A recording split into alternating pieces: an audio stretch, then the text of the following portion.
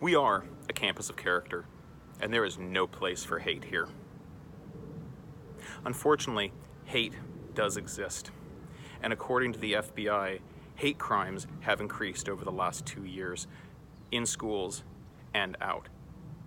Hate crimes are defined as acts of violence or intimidation against groups of people based on their race, ethnicity, sexual orientation, or perceived sexual orientation. So why do people hate? People typically hate because it comes out of ignorance, fear, or the desire to fit in. We need to make sure we educate people to eliminate the ignorance. We need to help people understand different people to eliminate the fear, and we need people to understand that welcoming people and accepting people is the way to fit in, not excluding them and mocking them. The consequences of hate can be catastrophic. It can ruin people's lives. When I was in middle school, I unfortunately was the target of bullying, and I experienced the consequences of that firsthand. I was in 7th grade. I was new to the middle school. I had come from a smaller school. I had to ride my bike to school every day, and every day I had to pass by this one spot. And there was a group of students there that we used to refer to back in the 80s as rockers. And every time I rode by them, they would make fun of me. They'd push me off my bike, call me names. Occasionally would get hit. I was scared. I hated school.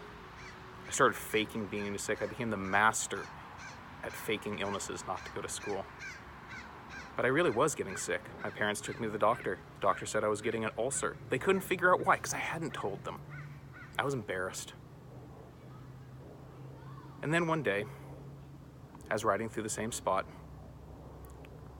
One boy stood up and looked at his friends and said, "You're all jerks.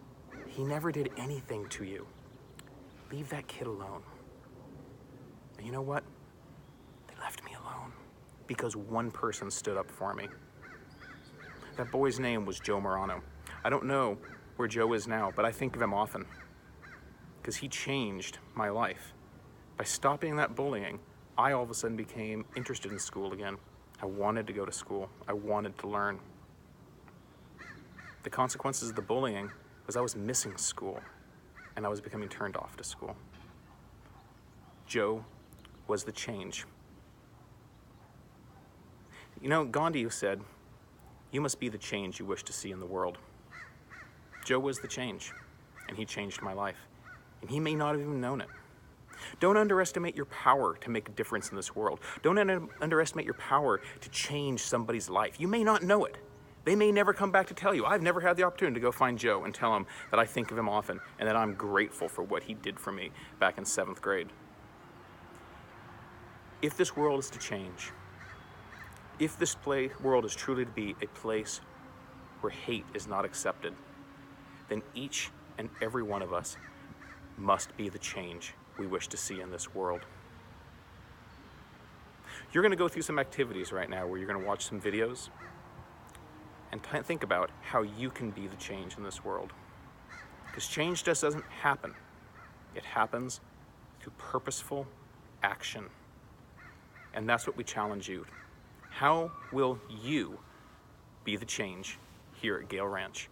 How will you be the change in this world?